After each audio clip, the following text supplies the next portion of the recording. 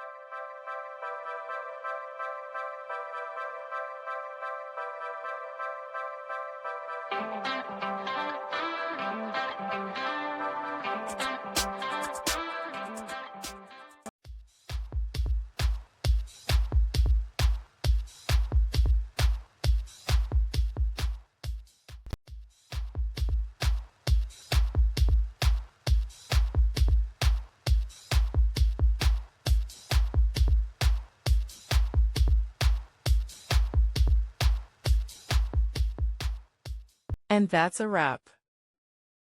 I hope you found the answer you were looking for. If you did, take a second to hit that subscribe button. It really helps out. And let me know in the comments which solution worked best for you. See you next time in the debug zone.